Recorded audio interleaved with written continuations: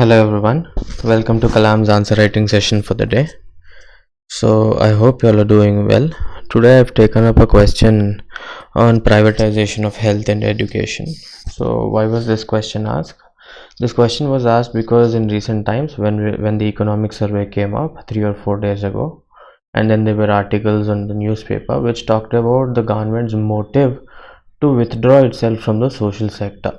Okay, the government is trying to withdraw itself from the health and education by giving in space for the private companies, private firms, and this is what is being has been observed by economic survey, because the funding of the government on different schemes of health and education is decreasing, whereas the private participation is being encouraged, and so on. So all this has been noted by economic survey. In this context, a question has been asked: privatization is an important concept, weight in GS2 or GS3.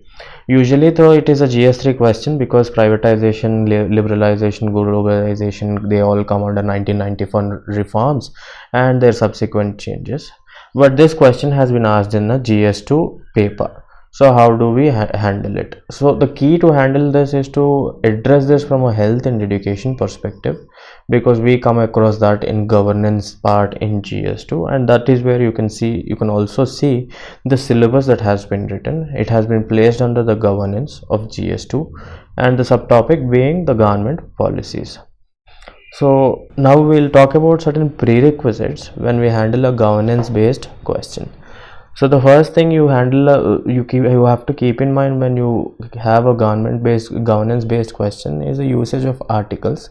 You can squeeze in article 21 and other articles where as and when required to increase the value of your answer. In addition to this, because we're talking about governance, we should talk about models of governance. We should talk about different best practices of governance, like Pragati model of e-governance, like Sevottam model or citizens charters, or the several schemes that are there. That is an additional value addition to your answer. In addition to all these things, you could talk about different reports. Like for example, on education you have TSR Subramaniam report, you also have Kasturi Rangan report.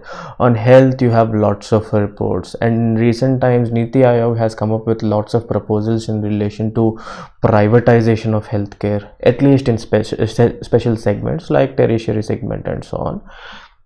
So all these reports you can talk about. So what are the prerequisites? One is the usage of articles, amendments and so on. Second is the usage of government policies, best practices and international models, international best examples. Third is the usage of schemes or reports that are there in relation to the question that has been asked. Now we'll move forward to the introduction, body and the conclusion format, which we usually do. But before I do that, I'll read out the question for you. So the question is the following: do you think privatization of health and education sectors in India can bring transformational shift from the present social indicators? Explain with suitable examples. So basically this is a single themed question in which there are two edges. For example, the question is about whether privatization is going to be helpful or not. You have to talk about the pros and cons of it, and then you have to take a stand. Prima facie, I would like to establish that you don't have to take a complete stand. Yes, privatization is right. No, privatization is wrong. ऐसा stand लेने की ज़रूरत नहीं है, because privatization is a long-standing debate. It has been there in the public forum for quite some decades now. So instead of taking a direct stand, because this is not an ethical question.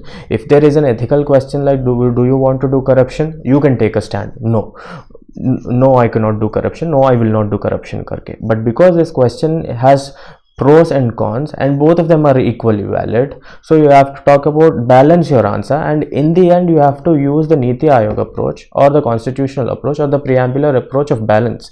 And what kind of balance? Some kind of PPP model, some kind of private participation with public spending and so on. A balance has to be established. That is how you have to go about this answer.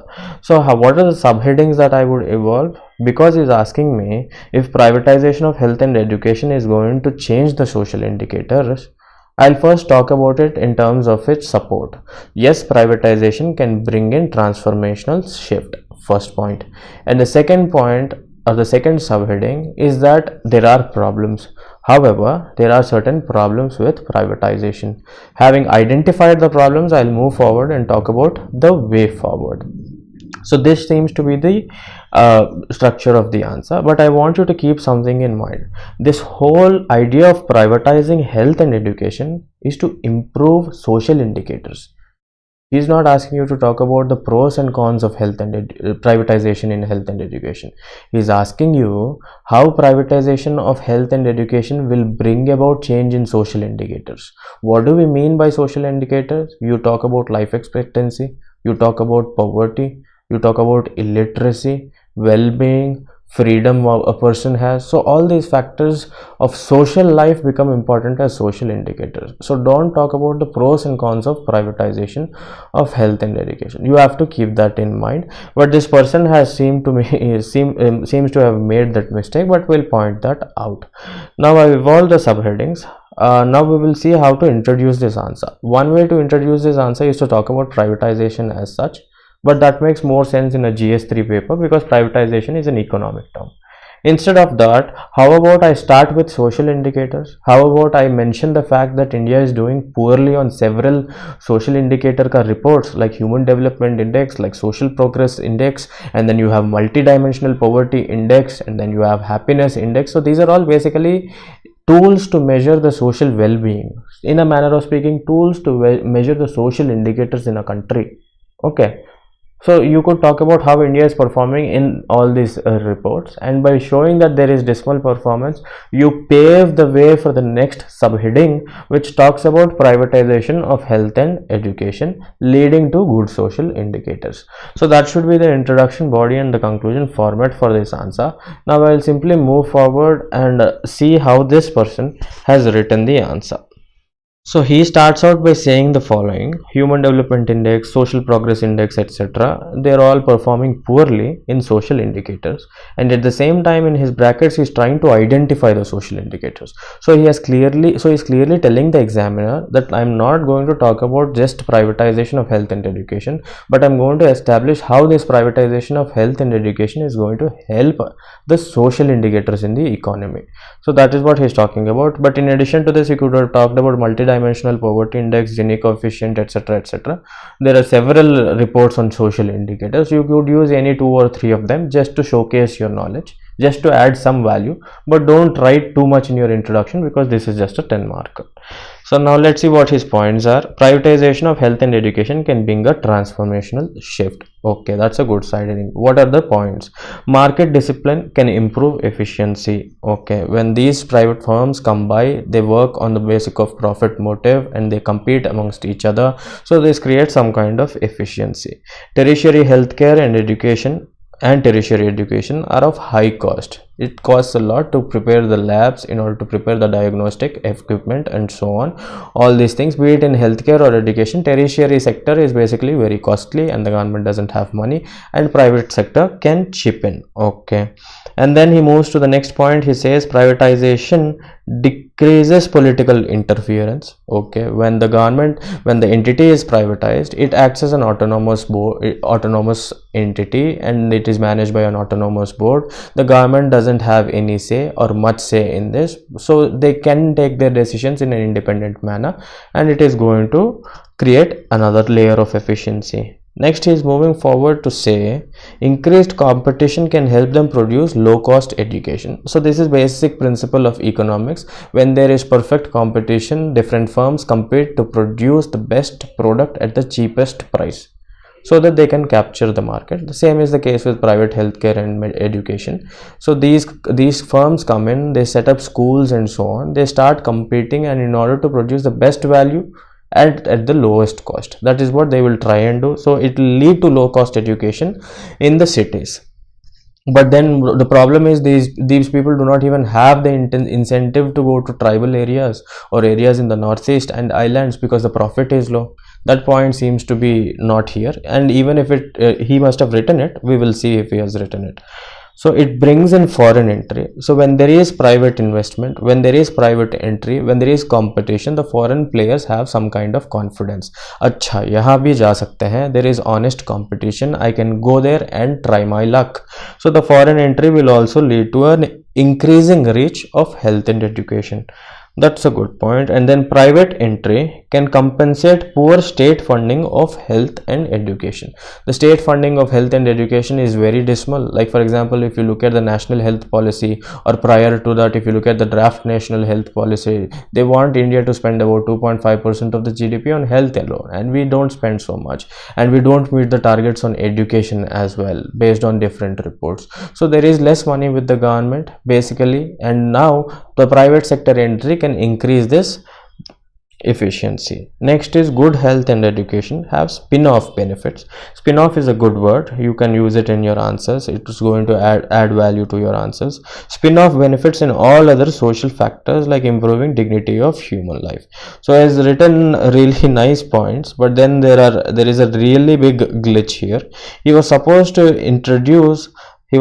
establish the link between these points and how they lead to improvement in social indicators. Like for example, tertiary healthcare and education, if you give them, they are going to increase the literacy, they are going to increase the well-being and incomes. Okay, that is one way his point is linked to social indicators.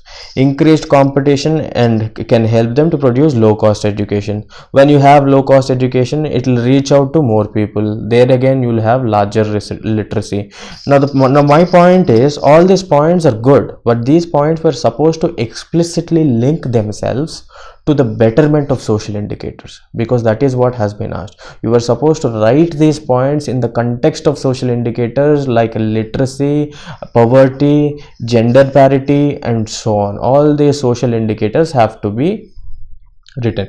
Now I want to tell you all something about social indicators. There is no hard and fast set of indicators called social indicators. Maternal mortality, infant mortality rate, housing is also sometimes called as social indicators, but in general, whatever is there in HDI or the Human Development Index or the Social Progress Index is considered to be social indicators. So he was supposed to link his points to this, but even then this is fine. But so far the impression is that this is becoming a GS3 answer. It was supposed to be a GS2 answer. So that is where he is missing the trick. Now let's move forward and see what he says. He says there are certain problems with privatization of health and education. The first is these are supposed to be public goods. If they are public goods and when profit motive comes in, people might get neglected. Like I just mentioned, how tribal people or northeasterners or the islanders do not get health and education because their private companies don't even have the incentive to go into those remote areas, because in those remote areas they won't be in a position to pay the fee, but then there is huge cost involved in setting up a school or a healthcare center. So why would I as a private company go there? So that is what he's saying. And the next is, once privatized, it will be difficult to regulate. Okay, so when the state creates space for private entities and then tries to take that space back, it looks like encroachment. It doesn't reflect well on the government, and it decreases our image in the foreign countries and foreign direct investment. So that is another point. And then the cost of health and education may rise. So when these private entities come up initially, because of competition, they might be able to decrease the cost of health and education, but in the end, because of profit motive, they might rise their prices, and we won't have anybody to question because they are no longer public goods. So in that case, what do students do? They take student loans and then they go to their college and then they get a job and spend the rest of their life getting rid of that student loan. This is the high burden of student loan problem which we see in the US. In fact, when Bernie Sanders started running for the president some time ago, he wanted to address this particular problem, this high burden of student loans. What is the point of me getting an education if I have to spend the next 10-15 years of my life getting rid of the loan I took? There should be some kind of help from the government. Okay, so anyway, that was an emotional thing. Now we will move forward. And then he says that there is a rise in regional imbalances in social indicators. Like for example, if these private entities don't go into the remote corners of the country, those areas get neglected. Because those areas are neglected in terms of social indicators, it will create a vicious cycle in which the next generation also gets neglected. Now he moves forward. He gives us a solution. He says that you have to look forward to Niti Aayog's proposal of PPP model in healthcare. This is an interesting model, and you could look it up and see how this work. Is Niti Aayog's PPP model working in just tertiary sector? Even if it is in tertiary sector, does it mean that there is privatization to some extent or a complete extent, or in some services, or in all kinds of services? I want you all to have a look at it. And then you have schemes like Arogyasri, etc., where there is private participation, but then the spending is done by the government. The private hospitals will be urged to provide the best services, but whatever money that has to be paid, it will go from the pocket of the government. So that is another kind of public-private cooperation. And in addition to this, if you want to improve the health and education, don't just go for privatization. Why not just increase the digitization? That is a good solution, right? Tertiary education, if it is costly, make it distance. Provide them with digital education, like massive open courseware, like you have NPTEL, CDEEP, and so on. All these things can be done for tertiary education especially. And then you can increase public spending. So instead of privatizing, why not get your disinvestment money? There is money involved in disinvestment, right? When I disinvest, especially when I go for strategic disinvest, I get lots of money as a government. I can use that money to get into the health and educational spending. Next, he moves forward to say that the public and private sector must cooperate to fulfill the obligations under Article 21, Sustainable Development Goals, etc. This is a decent conclusion, which is fine, but my overall review for the answer is that it's not a happy answer. I mean, it's not a good answer, because this is a GS3 answer. This is a GS3 answer. He was supposed to link all these points to the different social indicators. Especially the first page had problems. The second page is more or less good. The second page is in the line of governance. It is talking about different models and reports he didn't mention. He should have mentioned national health policy and so on. But these points of privatization of health and education, I mean the problems of privatization in health and education, they are good. They can be seen as GS2 points, but my only contention is with the first subsection. While the points are good, they should have explicitly linked themselves to how they would better the social indicators.